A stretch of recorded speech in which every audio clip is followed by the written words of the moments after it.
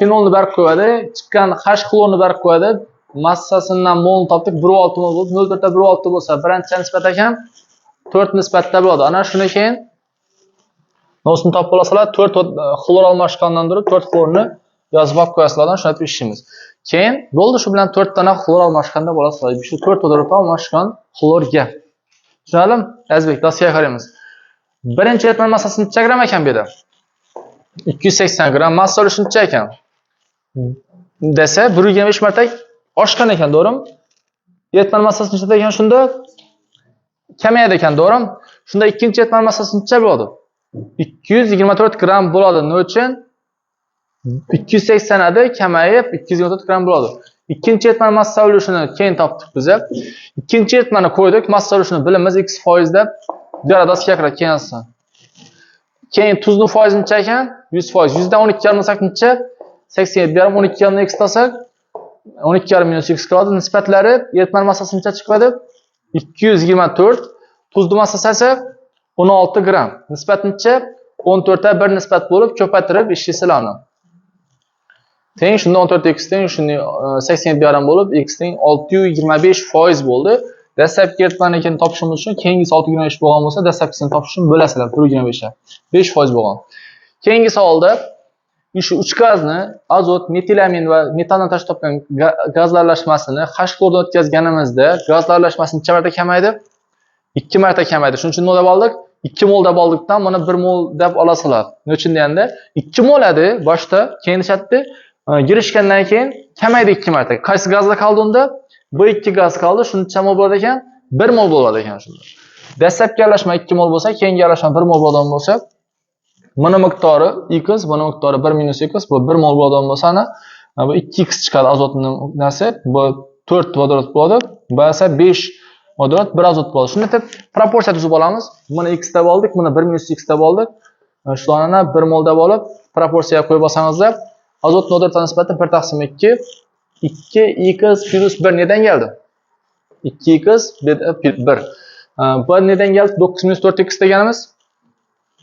Bunda 5, bunda 4 minus 4x qo'shsak 9 minus 4x bo'ladi. Shunda ko'paytirib ishlasangiz x 8x teng 7 ga bo'lib x teng 0,875 bo'ladi ekan. Bundan ham ikkalib buni topsangizlar metan ugledodku bu 0,105 mol bo'ladi ekan. Shundan keyin 2 ga bo'lib 100 ga ko'paytsangiz, 100 ga ko'paytirmadik keyin ulushda so'ragan ekan 1/16 bo'ladi. Keyingi natriy yodidlarning kalsiy parametrlarini massa ulushlari teng ikkisini. No'san teng ekan shunda massasi teng ekan 2 moddani. Bizga ikkisini natriy karbonat qo'shsak, qaysida reaksiya bo'ladi desa, natriy yodid bilan natriy karbonatda reaksiya bo'lmaydi. Nima uchun? Almashgan bilan reaksiya nima bo'lmaydi? Moddalar o'zgarmaydi. Masalan, natriy bilan karbonat, natriy bilan yod yana. Avvalgidek bo'lib qoldi. Cho'kma bo'lmadi, gaz ham bo'lmadi. Shuning uchun nima yo'q? Reaksiya bo'lmagan hisoblanadi ekan. Reaksiya borishi nima bo'lishi kerak? Cho'kma, gaz, suv chiqishi kerak. Qachon? Gazlar orasida, tuzlar orasidagi reaksiyada. Tuzlar orasida ikki tuz ham erishi kerak suvda va ulardan chiqqan moddalardan birisi cho'kma yoki gaz yoki suv bo'lishi kerak.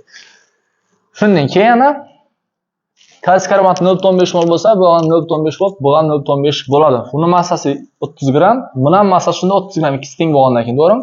30 gramdan keyin bo'lamiz moliya massasi 0,2 mol, bu 0,2 mol bo'ldi. Bu 0,15 bo'ladi. Ikkisidan nima qo'shdik keyin? Kumush nitrat qo'shdik. Bu 1:1 girishadi, bu 1:2 nisbatda girishadi. Option 0,5 mol bo'ldi shunda. Keyin ko'paytirib bo'lsangizda 250 gram bo'ladi ekan. Keyingi savol. Proton, neutron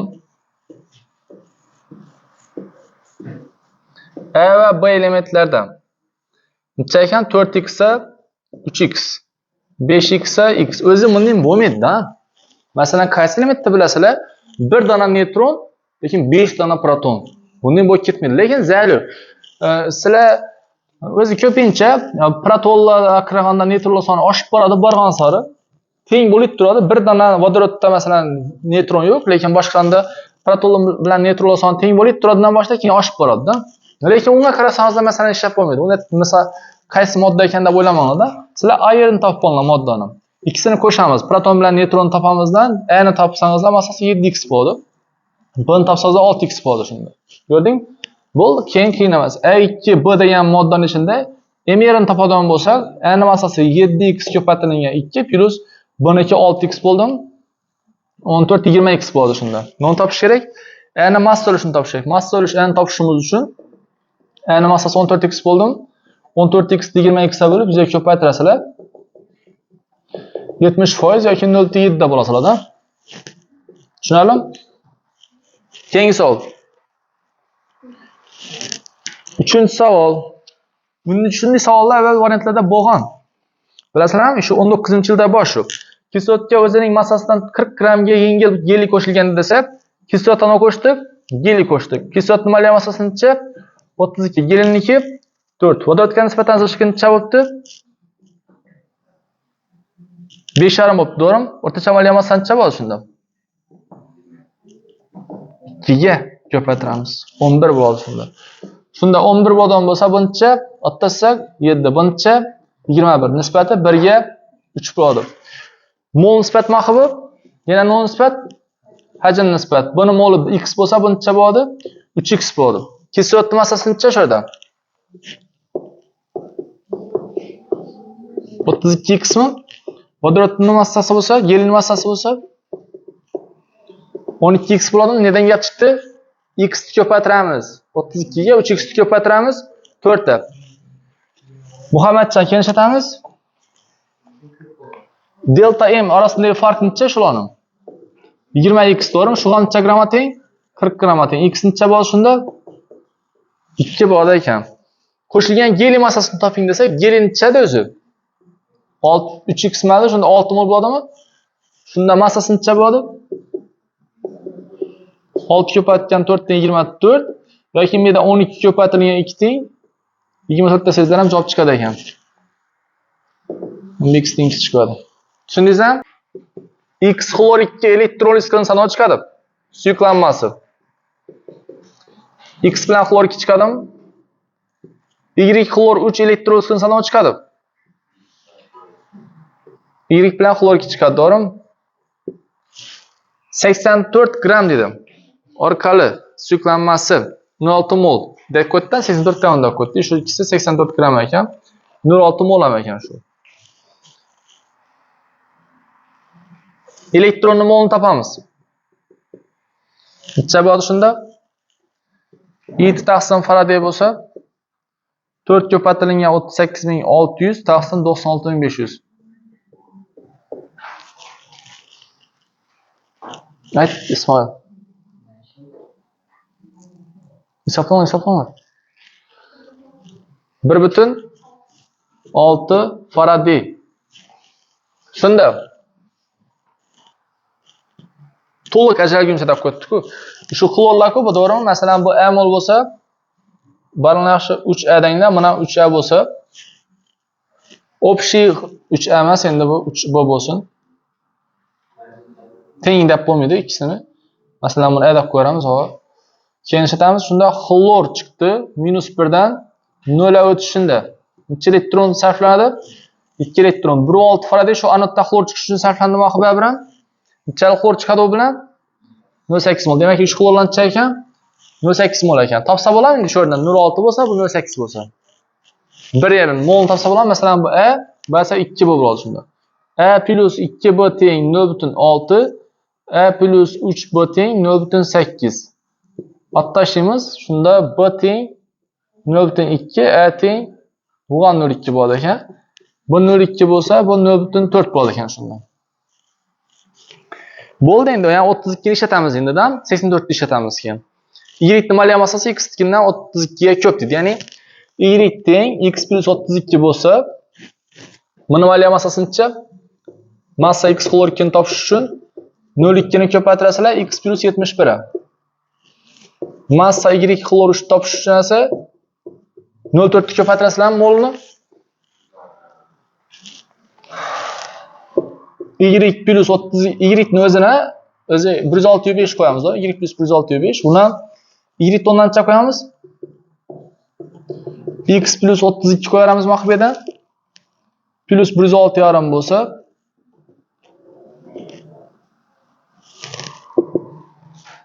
0,4 x plus necha bo'ldi? Shuni hisoblanglar. 36 ni qo'shinglar. 138,5 ni ko'paytirgan 0,4 da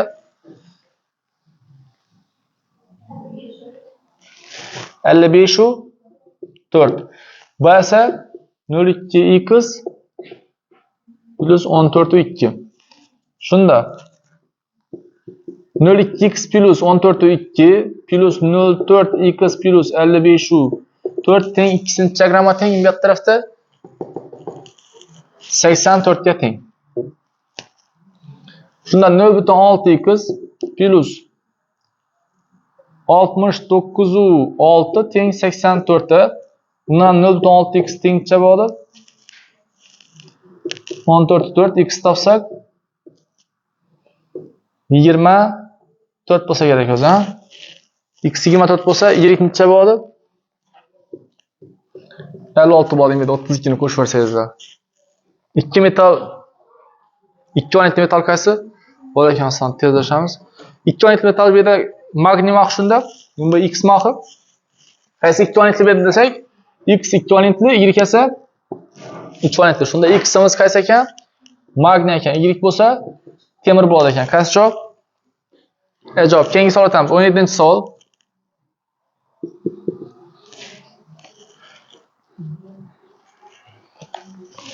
Mis bilan mis 2 nitrat aralashmasi bo'lsa, havoda qizilsak mis kislot bilan reaksiyaga erishib mis 2 oksid hosil qiladi. Bu esa mis 2 oksid NO2 kislotni hosil qiladi. Keyin ishlatamiz. Bu ikkisining massasi necha gram ekan? 38 gram bo'lsa, qizdirgandan keyin necha gram kamayapti? 6 gram kamayib 32 gram bo'ldi, to'g'rimi? Tushundingizmi? Muhammadjon, tenglama tuzamiz. Nechik bo'ldi shunda? 2x 2x 2y 2y bo'ldi shunda. 2x ko'paytirilgan 64 plus 2y ko'paytirilgan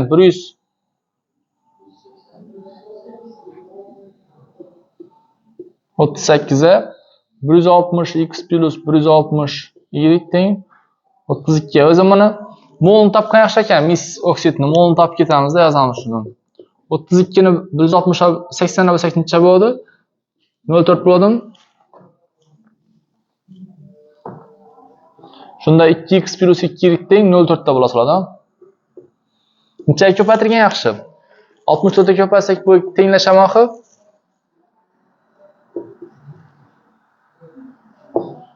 ko'paytirilgan 64.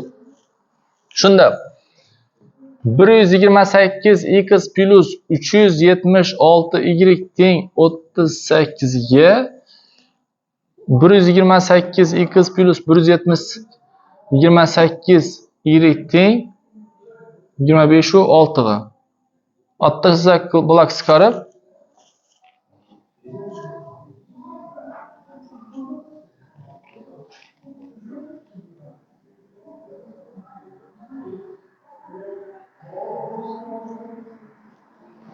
y topsak shunda 100dan 5 bo'ladi, to'g'rimi? X bo'lsa x plus y bilan topsangiz 0,2 chiqadi maqi. X topsangiz 0,15 chiqadi shunda. Nima so'rab ketdi? Misni miqdorini toping desa 2x madi. Misni miqdori necha bo'lsa 0,3 mol bo'ladi. Qaysi javob? Javobni belgilaymiz. 0,3 mol bo'lsa.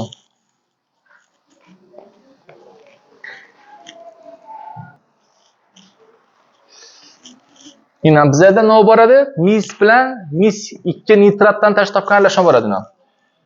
Shunday yozsak bo'ladi. Mis bilan mis 2 nitratdan tashlab topgan aralashma durvan bo'lsa, shuni qizdirganlaringizdan keyin mis kelib kislotni biriktirdi.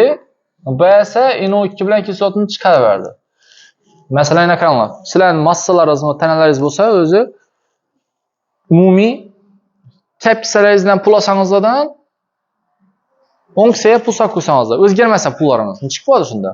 Chapdan challin og'onlaringiz o'ng'a shuncha sag'onlaringiz bilan teng bo'lmoqi.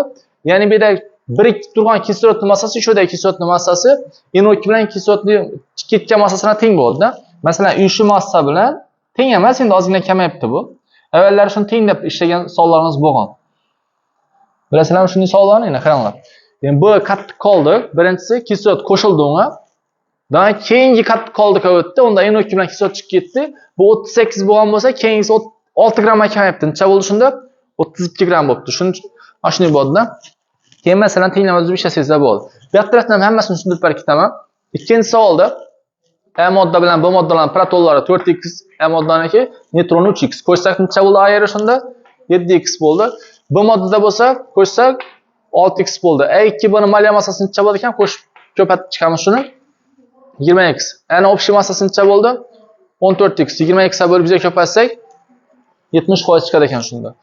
Keyingi 3-savolda kislorod bilan geliy qo'shdik. Kislorod o'rtacha molekula massasi necha bo'libdi? 11. Kislorodning massasi 32, geliy 4.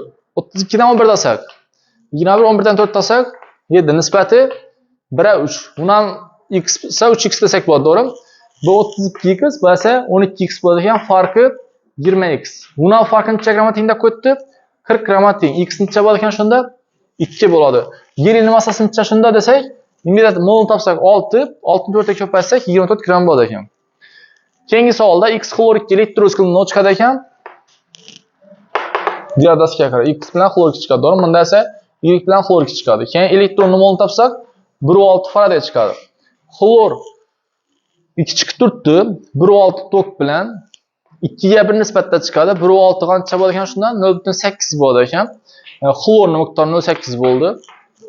A ga A, B 2 B ga 3 B deb olsangizda, bularning miqdori 0.6 bo'lsa, bu 0.8 bo'lsa, tenglama tuzib B ni topsak necha bo'ldi? 0.2. Ani topsak ham 0.2 bo'lib, B 0.2, B 0.4 bo'lib qoldi, to'g'rimi? Keyin shularning mollarini 0.2 ga 0.4 ni oldikdan molekula massalarini qo'shib, ko'paytirib, massasini topdingizda, keyin massalarning ikkisining massasini qo'shtirib 84 ta tenglislar beradi. Общий massaga. Shuni aytib ishlanadi, javobini magniy bo'ladi ekan. Oyoq tarafini tushuntirdim, shuni aytib ishlanadi. Bu tushunarlimi belar? Farida? 19-savol. SH SH dan 2 SH SH2 shuni yozamizmi shunda? Kaliy dixromat qo'shamiz ekan, sulfat kislota. Bu qanday reaksiya bo'ladi shunda bu? Kuchli oksidovchilar qo'shgan vaqtda ham bilan uziladidan nol chiqadi. Shu tarkib o'zgarmay turib, birinchi ugletdan shuni SOH chiqadi, to'g'rimi? Endi bu uglet nol chiqib ketadi shunda SO2 bo'ladi. Keyin yana nol chiqadi, atrofini barib qo'ydik o'zim. Xrom plus 3 o'tadi, to'g'rimi? Xrom 3 sulfat chiqadi. Keyin kaliy sulfat chiqadi. Marganis yo'q bu yerda bunda Allah. Suv chiqadi keyin. Shunda endi bu uglet nima o'tdi? Bak o'tadimi? Bo'lsa bak o'tadi, to'g'rimi? Minus 1 dan chiqadi shunda. Plus 3 ga, minus 2 dan plus 4 ta. Xrom plus 6 dan chiqadi. Plus 3 o'tadi. Endi 3 ku. Tushunarlimi? Dastiga qarang Muhammadjon. Qaradan sen hozir tushunmay turasan yana. Shu durishing bo'lsa. Ko'rik gaplashib o'tirsalar vaqti. Urgan o'tir undan ko'ra. 4 elektron minus atib olamiz. Uglet minus 2 dan chiqadi shunda, plus 4 ta bo'lsa, bunda 6 elektron minus bo'ladi. Qo'shsak necha bo'ldi? 10 bo'ladi shunda. Xrom plus 6 dan 2 danasi plus 3 ga o'tsa, 6 elektron qo'shiladimi? Shundan aytamiz. Bu 6 bo'lsa, nisbati 3 ga 5 bo'ladi shunda. Bu yerga 3 qo'yamiz. Bu yerdan 3, bu yerdan 3 qo'yiladi. Bu yerga 5 qo'yamiz. Bu yerdan 5, bu yerdan 5 qo'yiladi shunda. Sulfatlar necha bo'ldi? 15 ga 5 ni qo'shsak 20 bo'ldimi? Bu yerdan necha qo'yamiz shunda? 20 qo'yamiz.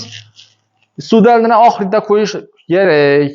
Chap tomonni so'ragan ko'z, to'g'rimi? Suv shart emas ekan. Shunda 3, 5, 20, 28 bo'ladi shunda. Javobni olamiz ekan. Tushundingizmi?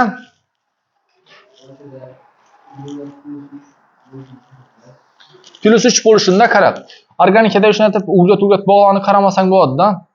Nima desa bo'ladi? Bularda elektron oldi berdi bo'lmog'i uchun uglet hozir 3 kislorod elektron beradi 3 bog' bilan. Shunda har qasini elektron bergan sayin plus bo'lib boradi. Masalan, 1 ni bersa plus 1, plus 2, plus 3 bo'ladi shunda. Bunchik bo'ladi. Havo. Bunchik bo'ladi. Vodorod bilan biriksa minus 1 bu, minus 3 bu, minus 3 bo'ladi. Vodorod bilan qaraganda masalan, necha vodorod bilan birikkan bo'lsa, shuncha minus, kislotadan qaraganda necha kislorod bilan birikkan bo'lsa, shuncha plus bo'ladi. Masalan, bu yerda 2 kislorod bilan birikkan, lekin 4 bog'i bor. Bu minus 2 bo'lgani uchun bu plus 4 bo'ladi uglet darajasi. Yana bir yerda bor. Masalan, minus 1 dan plus 4 o'tdi, minus 2 dan plus 4 o'tdi, yana bir ko'ngil. Bu uglet SO2 bo'lib ketdi keyin.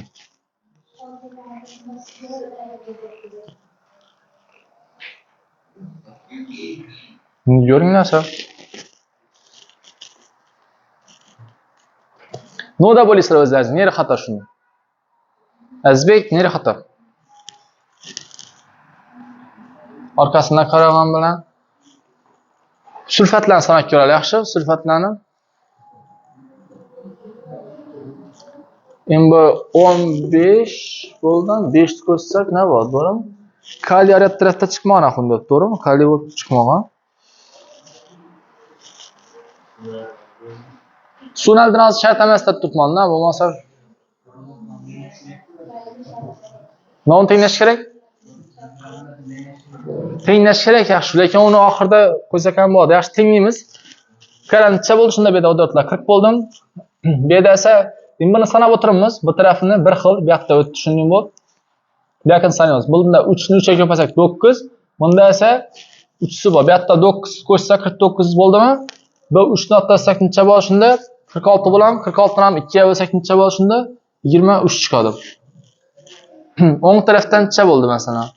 33 ga 6 ni qo'shsangiz 39 chiqdi. Ko'rdingizmi? O'ng tarafdagini olib ko'tdilar javob. 39 chiqdi bu yerda. O'ng tarafi. Chap tomoni 28, o'ng tomoni 39. Shunda ular o'ng tomondan olganlar javobi. Sizlar o'nglatmanglar. Bu to'g'ri ishdan tutdi bu narsa. Yana ham ko'ringlar o'zlaringiz ham uya borib turib. Yozib. Keyingi savol o'tamiz. Jan savol. Bittamiz shunda 33 ga bo'ldi. Ishlashimiz kerak biz asosiy savollarni.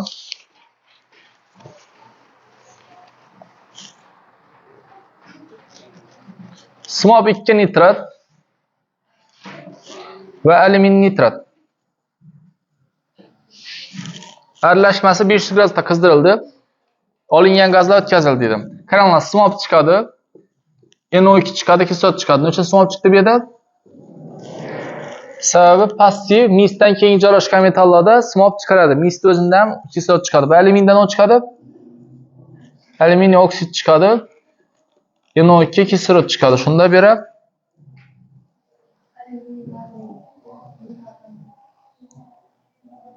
uch qo'yib ishlasangiz to'g'ri bo'ladi. Hozir bularning nisbati necha? Bunda 12 ga 3. 12 ga 3 dan 4 ta 1 ni beradi-da. Avval shunday savollar bor edi. Mana nima bu? Natriy OH etmasini yuttirilganda NO2 bilan kislorod shunday nisbatda yutiladi bu. Natriy nitrat chiqishi kerakdan bu yerda. Masalan, +4 dan necha o'tadi? +5 o'tadi. -2 dan necha o'tadi? To'g'ri. 0 dan necha o'tadi? -2 o'tadi, to'g'rimi? Shunda azot +4 dan necha o'tdi shunda? +5 o'tdi. Kislorod esa 0 dan -2 o'tdi. Shundan necha ekan? 4 elektron qo'shib oldi va 1 elektron chiqarib berdi. Nisbat necha? 4 ta 1 bo'ladi, to'g'rimi? Ikkalamizdan beri 4 qo'yamiz. Biri 1 qo'yasizlar. Shundan beri ham 4 qo'yib, biri 4 qo'ysangizlar, o'zi tenglashadi, plus suv chiqadi. 2 dona suv. Ko'rdingizmi? O'shadagi nisbat necha bo'ldi shunda reaksiyaga kirish nisbati.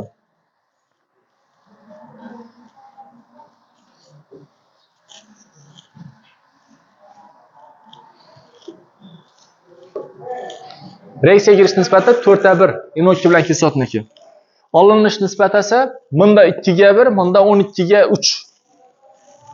Bu 2x x bo'lsa, bu 12y ga 3y bo'lsa,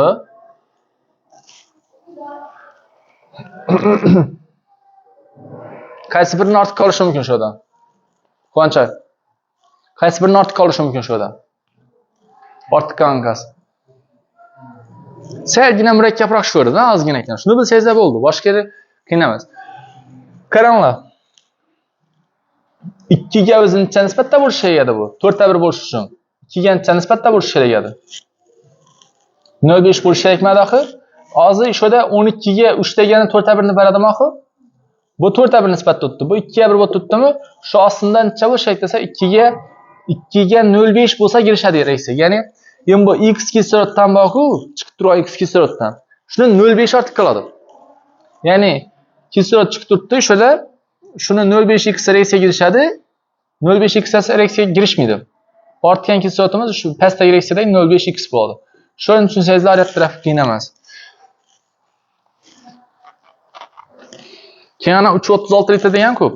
Buni ham moluncha bor shunda 0.15 mol bo'ladi. 1.336 litr ham. 0.5 ximiz ham shunda 0.15 bo'ladidan x teng 0.3 chiqadi.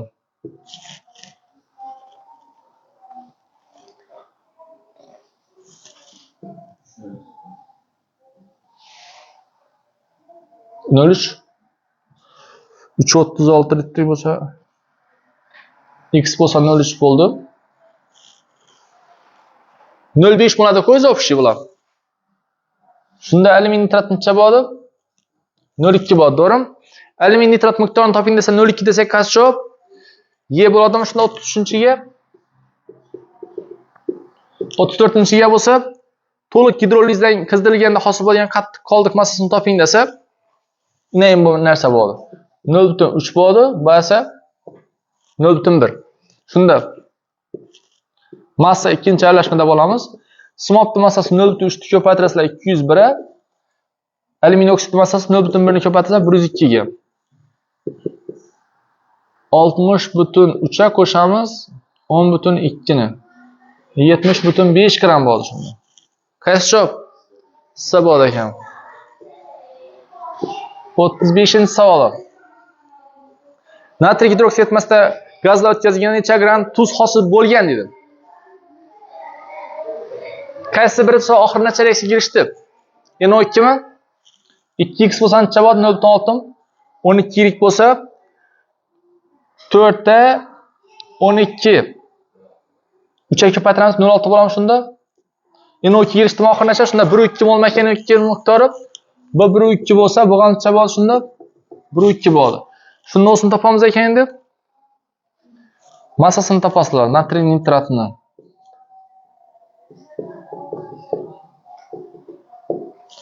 Seksen besh 17 ni qo'shasizlar, shunda 102 gram bo'ladi.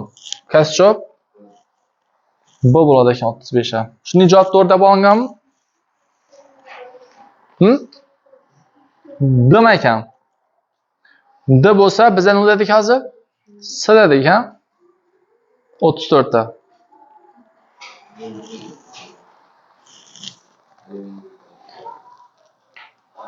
o'n butun ikki bo'lsa demak millat bo'lib turibdi bo'ladi. Aytamsizlar ham. Simob borku, suyuq bo'ladimi? Qizdirilgan vaqtida o'zi suyuq metal-ku bu. Qattiq qoldik desa, simob hisoblanmag'anlar.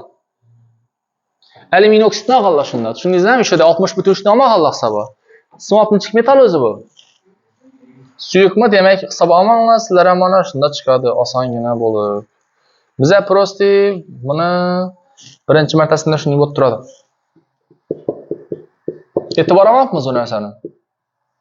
Simobni suyuq ekanligini bilaman desa, keyingi savol o'tamiz. 36 ni. Kim ishlaydi? Yana kim ishlaydi? Ishga ketaveramiz. Bu savollarni ishlash kerak.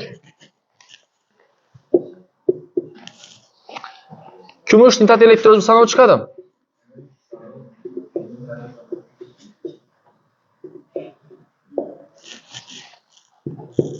Nitrat kislota chiqadi, to'g'rimi? Suv elektroz bo'lganmi yo'qmi?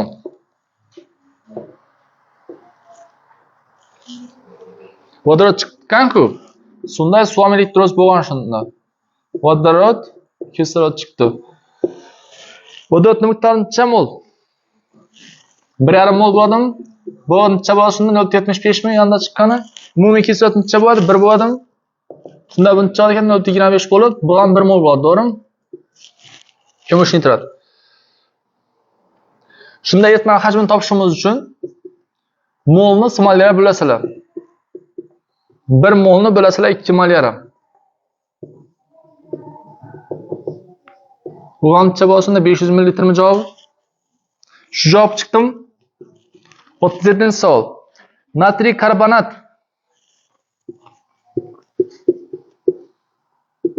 va alyumin sulfat aralashtirilsa nima chiqadi bu yerdan? Qani nodab o'tdik buni? O'tgan narsamizni.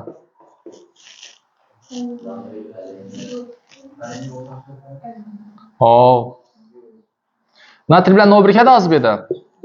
Sulfat chiqadi, keyin alyumin nima bo'lib ketadi? Karbonat bilan birikkandan keyin u alyuminli karbonatni tuz ham kation, ham anion bo'yicha gidrogendan tuzum parizada, shundan chiqadida alyuminiy gidroksid bilan so'y kichik harakatlamada qilib, 1'a 2, 1'a 3 qo'ysangizlar, 1'a 3 qo'yib ishlaymiz. 1'dan 3 qo'yib tenglasangizlar bo'ladi. Keyin nishlatgan ekan bu cho'kma basa gaz.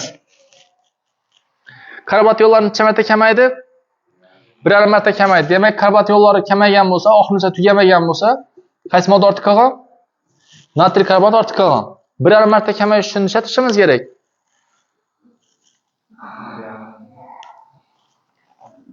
Masalan, 4,5x olamiz. Endi girish nisbatda, endi 3x girishsin. Ha, 3x bo'lsin. Yaxshi, bu 3x bo'lsin. Ortib qolgani basanchasi girishgan bo'lsa, shunda 1,5x girishsin eksiga. Natriy yo'llanma massa ulushasini shatdi 2 marta kamaydi dedim. Massa ulushi kamaygan bo'lsa shatgan, massa eritma oshgan. Natriy yo'llari boshdan necha gram etmadi uradi boshda. 200 gram etmadi uradi, to'g'rimi? Birinchi eritma massasi. Natriy yo'llari uchun birinchi eritma massasi. Shunda natriy yo'llari saqlagan eritmaning massasini shatgan, oshgan. Uchun endi uni ustidan qo'shib turibmiz 200 ustidan. Intizor. Savol. 228 qo'shib turibmizmi? Qo'shgandan keyin 428 bo'lishi kerak-ku, lekin u 200 imiz necha marta oshibdi? Massasi 2 marta oshib 400 bo'libdi massasi. Shunda ikkinchi eritma massasi necha gram? 400 gram bo'libdi. Delta M necha shu yerda gaz bilan cho'kmaning massasi? To'g'ri, ana 428 bo'lishi kerak edi o'zi, lekin 400 ni olib tashlamiz. 28,8 gramga kamaygan. Shu bilan masalan 1,5x bo'lsa, bu x bo'ladidan bu ham 1,5x bo'ladi. Shu ikkisini massasi necha ekan shunda? 28,8. Shunda 78x plus 66x teng 28,8. 144 x teng 28,8 bo'lsa, x teng 0,2 bo'ladi shunda.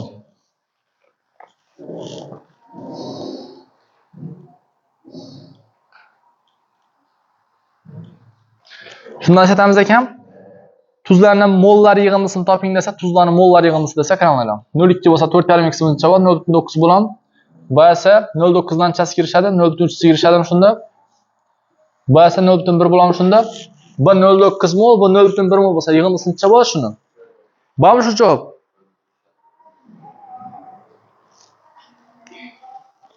Yaxshi. Boshqa tomondan ko'ramiz.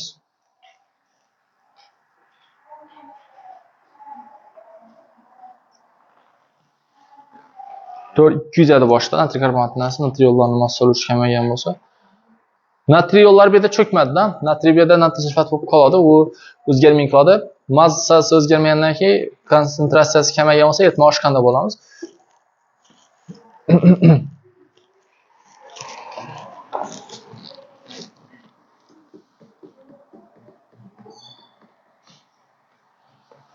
Ana shu yerdagi yangi 1,5 marta kamaydi degan narsani ko'ramiz. Karbonat yo'llari 1,5 marta kamaygan bo'lsa, boshdan chida oldik shuni natriy karbonatni 4,5x da oldik. Keyin chida oldik 3x da oldik qolganini, to'g'rimi? Shunda 1,5x kirishdi. Bu bilan x 1,5x chiqdi.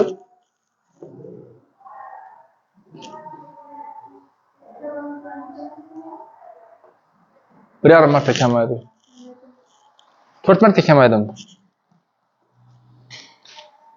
Mana shunda esa javobini chiqsanikini. Birinchi, ko'rdingizmi mana? Demak, farqi shunda ekan. 4 marta kamaysan aytamiz. Buni 4x deb turamizdan 3x ni reksiyaga kirishtiramiz. Keyinchasi qoladi, x qoladi. Demak, boshdan chiqadi 4x adi. Keyin qolganicha bo'ldi, x bo'ldi. Keyin 3x bilan chiqasi chiqadi bundan. Bundan 2x chiqadi, bundan 3x chiqadi. Endi ozgina o'zgarib ketadi bu yerda. 2 ni ko'paytiramiz 78 ga, keyin bu yerda 44 ni ko'paytiramiz. Shundan bir 288x teng 28,8 bo'lib x teng 0,1 chiqadi. X 0,1 chiqsa 4x necha bo'ladi?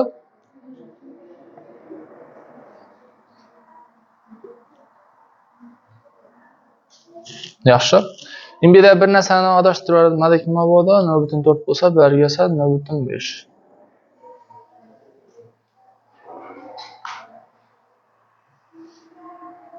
4 marta kamaydi degan ha shurda. Karbonat ionlarining massa ulushi. Shuni boshqatdan yozamiz. Keyin eritmani massasi necha bo'lgan? Shuni berib turgan.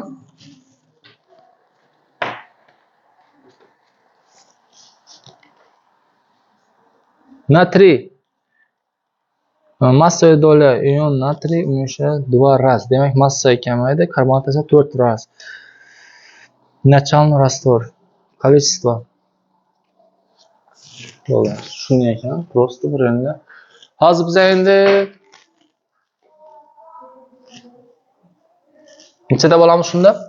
2x ko'paytirilgan 78 plus 3x ko'paytirilgan 44 teng 28/8 deb turib 156x plus 132x teng 28/8 bo'ldi. X teng 0.1 bo'lsa 0.4 bundan 0.1 bo'lib turibdi. Qaranglar. Tushuntirib beraman. 19-savolda bu qaysi modda o'zi bu? Adını buni? So'rasiga qarab. To'g'ri. 3 metil buten bir doğru mu? Kaliy dixromat sulfatida ishtirokini oksidatsiya nol chiqadi ekan, bu yerdan uzilib, bu SO2 o'tadi, bu esa SOH o'tadi. Bu xrom sulfat o'tadi ekan, to'g'rimi? Kaliy sulfat suv keyin. Uglet -1 dan o'tdi, plus 3 dan -2 dan +4 ta o'tdi. Shunda xrom +6 dan +3 o'tdi, tenglab oldik. Shunda chap tarafini so'rab, o'ng tarafini yozib qo'ydi ekanlar javobda, lekin sizlar 28 dan javob olasizlar, javob. 33-chi. Shu yerda tushunadigan yeri bor, ham. O'zi 2 ga 1 nisbatda NO2 chiqar ekan, so'ng nitrat parchalanganda berginda esa 12 ga 3 nisbatda chiqar ekan. Endi shu olingan gazlarni yig'amiz. Mana shularni bir yere qo'shib bersangizda, natriy hasha, natriy nitrat bilan suv chiqqan bo'lsa, bu yerda 4 ga 1 nisbatda kirishadi.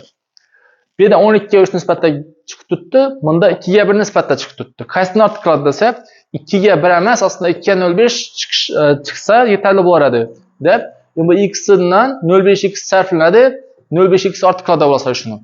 Shuning uchun ham ortiq qilgan hissiyot 0.5x bo'ldi. Shu ham 0.5, bu ham 0.5x 0.5 bo'lsa, x teng 0.3 bo'ldi. X 0.3 bo'lsa, общий 0.5 bo'lganligi uchun bu 0.2 bo'ladi, qo'yatni. 0.2 bo'lgandan keyin javobini topasizlar, shunda aytib mana chiqadi ekan. Orqa tarafni tushunarlim. Keyingi 36-savolda kumush nitrat elektroz qilinsa yetmasa, kumush kislorod nitrat ista suvdan esa vodorod bilan kislorod chiqadi ekan. Umumiy chiqqan vodorod 1,5 mol, 1,5 kislorod 0.75, kislorod esa общий 1 mol chiqqan. Bu pastdagi kislorodni orttirsak, yuqoridagi kislorod kelib chiqadi 0.25 mol. Birdan 0.75 ta olamiz, shunda elektrozda 0.25 mol kislorod chiqqan ekan. Buning uchun kumush nitrat sarflanishi kerak 1 mol. Buning uchun nisbatnicha 1 ga 4 nisbatda bo'lgani uchun 0.25 4 ga ko'paytirib 1 bo'lsangizda 1 mol chiqadi.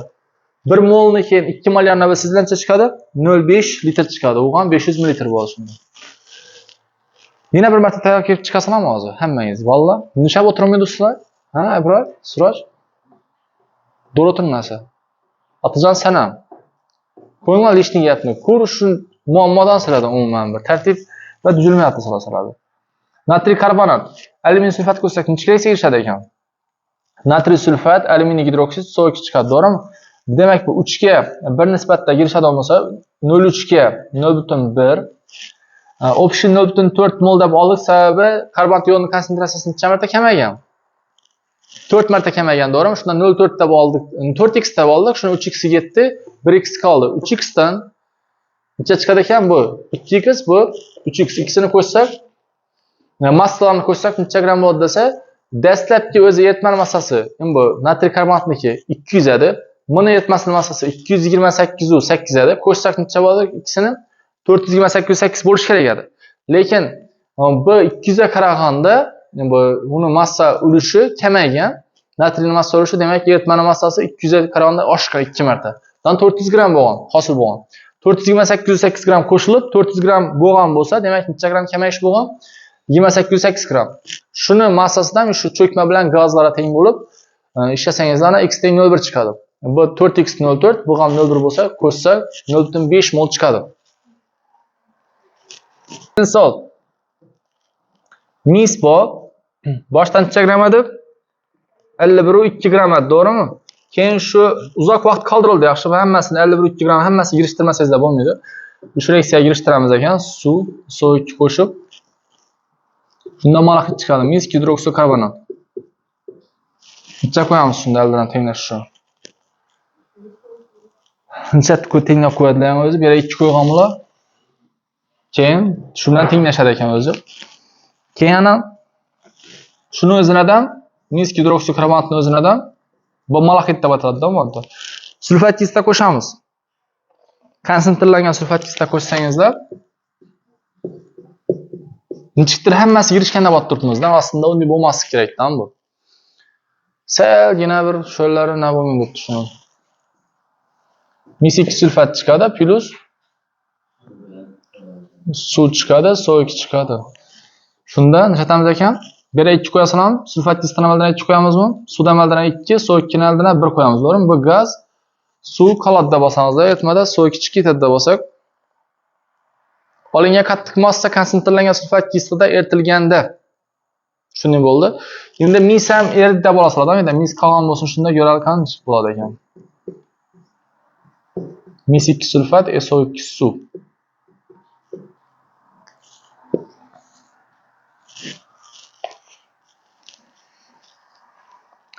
Olingan qattiq massani eritish uchun shuncha ketdi deydi, aynan. Hozir shu yerdan biz ishlab bilishimiz kerak-da. Endi ozgina chatib belgilab olsak bo'ladi shu ani. Shundan misdan oldirib, kolsa. Buni topolib misni dastlabki necha bo'ladi ekan? 51 2 bo'lgan 64 ta. Ya yaxshi son chiqmaydi ekan unda. Chiqmasa shart emas. 0,8 mol. Bu ikkisi 0,8 mol. Bu 2x kirishda yirik qoldi. Bundan x chiqardi. Keyin bu yirik, bu x. Bundan 2x, bundan ham shunda necha bo'ldi? X bo'ldi. Bundan y gaz chiqib ketadi. Sulfat kislota masalan sog'lom vaqtida sizlar solib turgan moddalaringiz shu bilan shuni solib tursizlar. Chiqib ketgan moddalar massasi bular. Shular chiqib ketibdi. Mana massasi 222x. Mana massasi 64y. Qo'shildi bu. Yetmaga, demak 222x bilan 64y qo'shildi. Eritmagadan, lekin chiqib ketganlari 44x bilan 64y chiqib ketdi. Bu ikisi chiqib ketdi. Shunda bu ikisi qisqarib ketsa, shuni farqi 53.4 ekan. Atlasak necha chiqadi? 8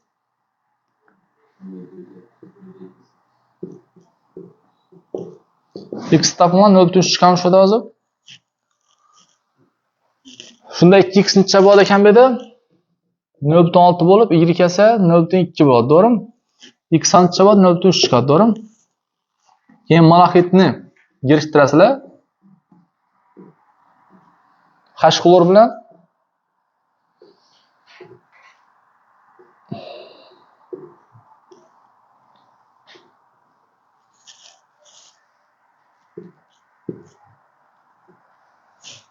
keyin esa nima yig'ishtiramiz? Misni yig'ishtirasizlar. H xlor bilan. Girisham mis.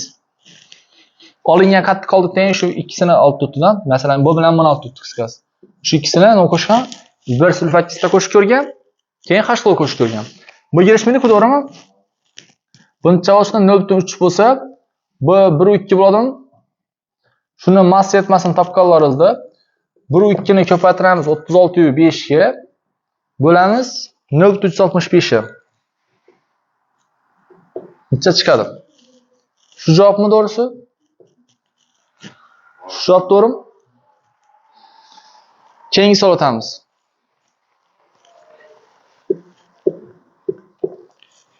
Butan bor ekan, butanning formulasini chek. C4H10 propen, C3H6, 2 metil propen.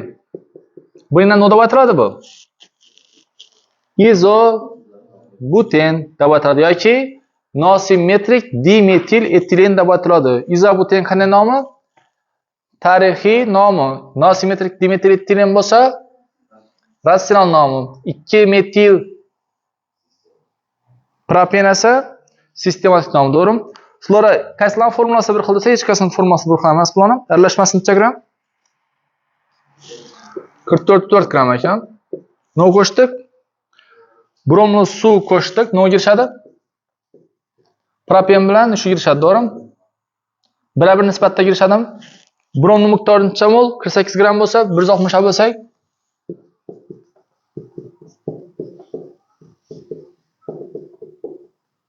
bu 0,3 mol bo'lsa, bular ham necha bo'ladi shunda? 0,3 mol bo'ladi. Keyin agar dastlabki aralashma moliya massasi 55/5 dedi. O'zi mol necha bo'ladi shunda? Aralashmaning molini topsak, massasini moliya massasi bilamizmi? 44/4 ni bo'lamiz 55/5 ga. 0,8 mol bo'ladimi shunda? Bu 0,8 bo'lsa, общий. Bu ikkisi 0,3 bo'lgandan keyin propen madaxi. Bu ikkisi 0,3 bo'lgandan keyin bu necha bo'ladi shunda? 0,5 bo'lan bu tanning miqdori. Ko'rdingizmi? Bir sayzda tez tashlamiz. Ha, uni ishni topib bo'lmaydi-ku. Qiziq ekan bu. Topib bo'lmaydi o'zi so'rab turibdilar. 2 metil propenning hajmini shuni toping desa yaxshi qaranglar. Taxmin etish mumkinmi? Yo'q, taxmin etish mumkin emas. Sababi javob yo'q-dan bu yerda. Topib bo'lmaydi o'zi so'rab qo'yibdilar bulardan. Ishlab bo'larmikan ham. Yaxshi, mana x desak agar. Mana 0,3 minus x desak, ha? Keyin esa 0,5 ko'paytirilgan 58 plus x ko'paytirilgan 42 plus 0,3 minus x ko'paytirilgan 56 taqsim umumiy 0,8 teng 55/5 deb ishlasak, ya'ni moliya massasini qo'yib ishlasak, ko'paytirsak necha bo'ladi bu narsani? 44 bo'ladi, 29 plus 42x plus 1608 minus 56x teng 44/4 bo'ladi, to'g'rimi? Bu bilan buni farqi necha bo'ladi? Minus 14x moliya qo'shsak 14x bo'ladi. Bu yerga o'tiraversak, buni qo'shib turib. Necha chiqadi bu? 45/8 dan anlatsak 44 ni. 1/4. Shunda x necha bo'ladi ekan? 0,1 bo'ladi ekan, x topsa bo'ladi ekan. X 0,1 bu esa 0,2 bo'ladi ekan. 2 metil propenni ham shumadi. 0,2 ni 0,8 ga bo'lib nechaga ko'paytiramiz? 100 ga ko'paytirsa hajmini shu gap chiqadi. 0,2 ni 0,8 ga bo'lib 100 ga ko'paytirsalar 25% chiqadi shunda. Tushunarlimi? Qaysi javob? Shu javob. Keyingi savol o'tamiz. 40-savol. Tushunti sulamdaskani salgina murakkabroq savollar lekin sal birlarni e'tibor berish kerak bo'lganlari bor. Umuman olganda e'tibor berib o'tirman 100%. Men bu savolimni kitobda bergan reaksiya orqali ish reaksiya yo'qadi-ku avvallari. Testda tushmagan-ku. Shuni kitobda borligidan foydalanib jaralar savolni. Shuning uchun kitobni o'qidingizlar. Shunga e'tibor berib ketinglar yana bir marta.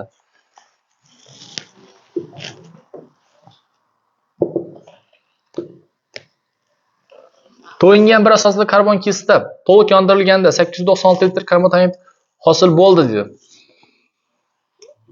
CnH2NO2 deb yoqamiz endi buni. Endan SO2 chiqadimi? 896 bo'lsa 0,4 mol chiqdi, to'g'rimi? Xuddi shunday nuqtadagi kislotani neytrallashish uchun kalioH sarflansa, kalioH molni topamiz. 40 ni ko'paytiramiz nechaga? 1/4 ta, undan 0,2 ga bo'lamiz nechaga? 56 dan 0,2 bo'ladi. Bu kislota bilan kalioH molni chiqib bo'ladi shunda, bir asosli kislota bo'lsa. Kislota bilan kalioH molni chiqib bo'ladi. RSOH deb yozsangizlar, kalioH qo'shsak shuni RSOO kaliy bilan suv chiqadimi axı? 1:1 nisbatda bo'ladimi axı? Bu 0,2 bo'lsa bu ham necha bo'ladi shunda? 0,2 ga bera qo'yasizlar shuni. O'sha kislotani boshqa qatib yozish bu. Tushundingizmi? Shunda 0,2 bo'lsa 1 ga nisbat necha? Nmi? N topganda 0,4 ni chatamiz. 1 ga ko'payib 0,2 ga bo'lsangiz necha bo'ladi? 2 chiqadi.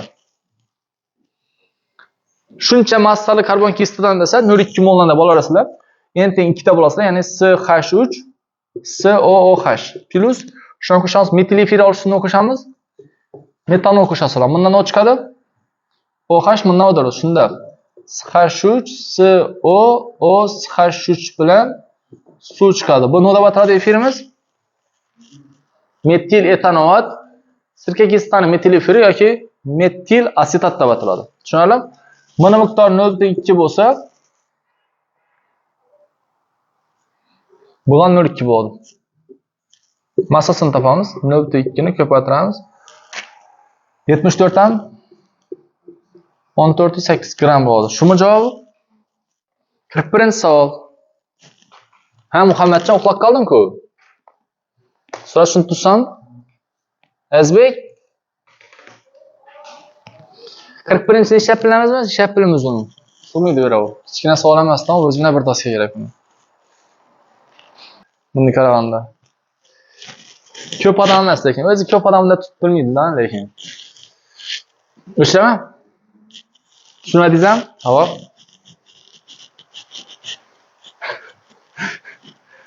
Havo dedingizlar ko'zlaringiz. Yaxshi buni tushuntirib berib qo'yishman. Bu yetdi. Bu lekin qiyin savoladi o'zi.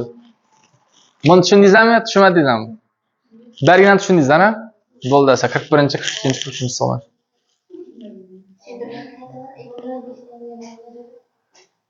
Nol besh degan yerdan boshlayman. 0.5 deb 58 ga x ni 42 ga mana moli 0.3 ni 6 ga ko'paytirib 0.8 ga bo'lsang 55 moliya massasi chiqadi. Keyin ko'paytirib 44 ta tenglasang, bu yoqni hisoblasang x 0.1 chiqadi. Bu 0.2 chiqadi. 0.2 0.8 ga 100 ga ko'paysang 25% bo'ladi. Tushunding? Tushunmading. Xafa olmadan tushunmang. Sertifikatda ko'ramiz sen tushungan. Natijangiz aytadi. Shuni tushungan bo'ldi o'zi dedi. 100% tushungan bo'ldi. Sen bilmayotgansan dedi. Bir varianti, ikkinchisi esa o'zi bu 15% tushungan dedi. Sen bunu tushungan deb o'ylaversan dedi. Shuna qarab bilib olamiz keyin. O'zi sertifikat bor-ku, toshni aytadi sizlarga. Xafa bo'lib o'tirmanglar keyin. Past chiqqasa o'zlaringizdan xafa bo'lmanglar. Men sizlarga o'tib berdim hammasini. To'g'rimi, Muhammadjon? Aslida qarab. 41-savol. 56 desimetr kub hajmi bo'lgan havo bo'lgani, qolgan azot ekan. Demak, 56 litr deb olsak bo'ladimi? Buncha foiz deb olamiz shunda 100% mi? Kislorod necha foiz ekan? Havo 20% kislorod, qolgan nima ekan? Azot necha foiz shunda?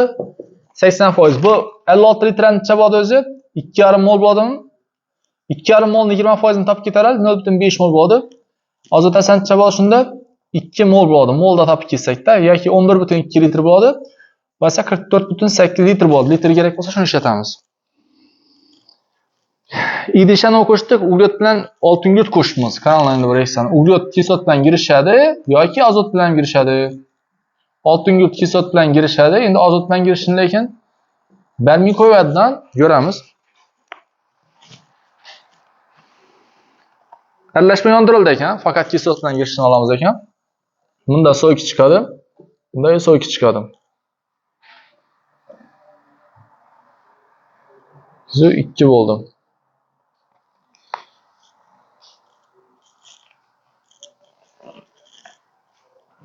Idish harorati 273 gradus Selsiyaga ko'tarildi degani endi bu SO2 bilan ortiq qolgan girishi mumkin mabodo agar ortiq qolgan bo'lsa uglet.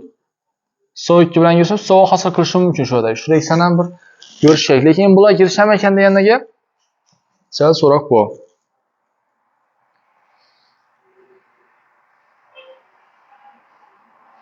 Yaxshi, o'rtacha moliyamasini topib qo'yib 802 ni 4 ga ko'paytirsak necha bo'ladi? 32.8 bo'ldi. Qaysi gazlar bo'ladi shunda unda?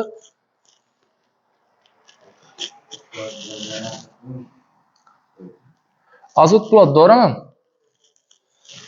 Qiyin gap, umuman darajada. Qaysi gazlikni ham bilmay turibmiz-da. Kislorod va aralashma to'liq reaksiyaga kirishgan dedi. Demak,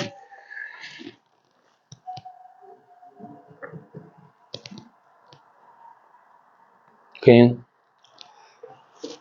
Voy. Buni endi bir ikki variant tashkil ko'ramiz. Birinchi yo'li, bir reaksiyani olamiz. Doim olish ham mumkin-da buni. Kislorod qamoqanda tutdi. Shu gapni tenaslik ko'rmadan kislot va aralashma to'liq reaksiyaga kirishgan deganni aralashma qolmagan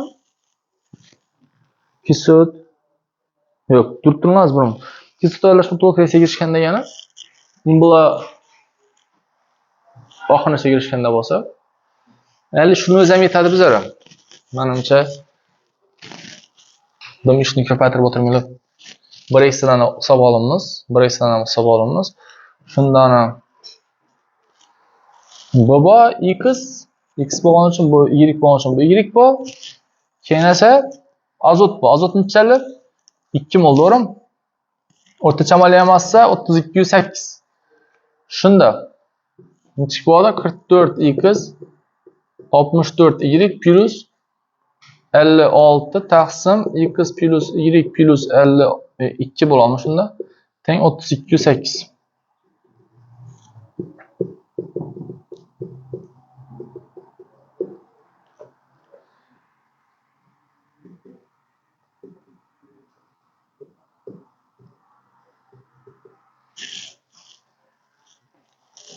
Attashili qancha chiqar ekan olib turman shuni. 11,2x plus necha bo'ladi? 31,2 bo'ladimi? 31,2 bo'ladi teng 9,6 bo'ladimi shunda? Yana bir tenglik bo'ladimi bir yerlardan? Kislotdan desa bo'ladi. Kislot buncha x bu y bo'ladidan x necha mol? 0,5 mol bo'ladimi? X plus y teng 0,5 bo'lsin. Dan ko'paytiramiz nechaga shuni? 11,2 ga.